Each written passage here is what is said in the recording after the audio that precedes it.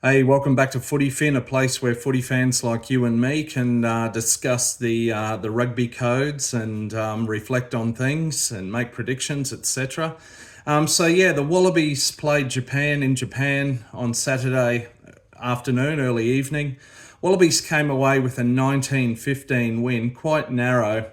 Pretty underwhelming game overall. I know it was there was heavy rain, and look, I must admit, I'm on the at the start of this 5 game Northern Hemisphere tour, which now moves on to England.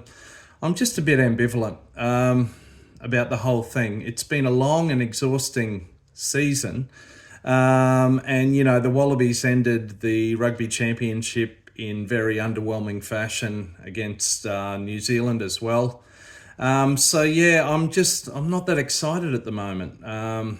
A few other things, like we can't see any of these matches on free-to-air TV in Australia, not even against Japan, which was on at sort of 5-6 p.m. on a Saturday afternoon, Japan being in essentially the same time zone as some of the Australian states. Meanwhile, there's a lot of international rugby league happening, and you can catch those games on free-to-air TV, including Australia v England from Wembley, Samoa v Tonga from Brisbane, etc.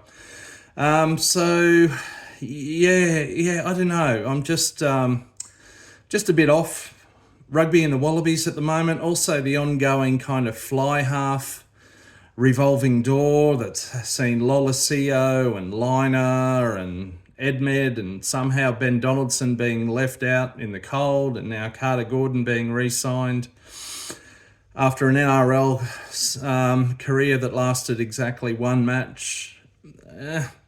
I just I'm finding it hard to get excited.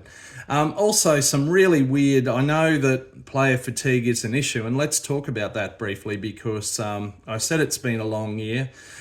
Super Rugby Pacific began back in late February, I believe it was, for these players. Some of them who remained fully fit would have had 14 or 15 games throughout that season. The Brumbies had 16, I think, and then into tests for those selected against Fiji, a week off, 3 Lions tests over 3 weekends, a week off to South Africa, 2 tests there, a week off back to Australia to play Argentina in 2 tests, a week off, and then 2 tests against the All Blacks, 1 in New Zealand, 1 in Australia, and then a couple of weeks off. Now this will take them all the way through till early December, basically, and it does sort of provide good reasoning to move towards a global rugby season, I believe.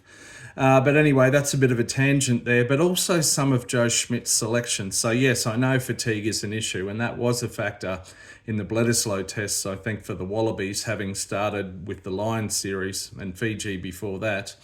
But some of Joe Schmidt's selections there, I mean, I like the guy and I do trust him, but to throw in a 29-year-old man starting his second ever Wallabies test, Nick Champion de Crepine, and making him Wallabies captain.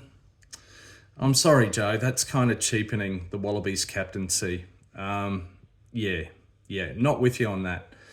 Why not somebody like Jake Gordon, who's the scrum half who captains the New South Wales Waratahs at least?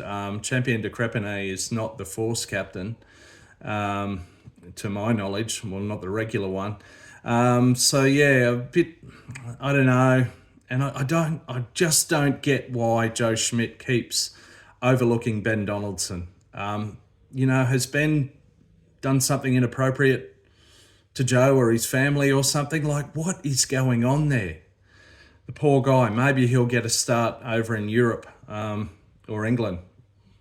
Who knows?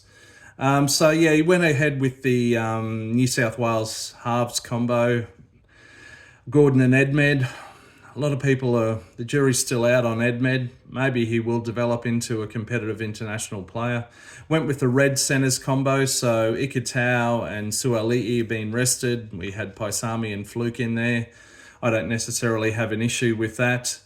Overall, pretty ambivalent, pretty underwhelming.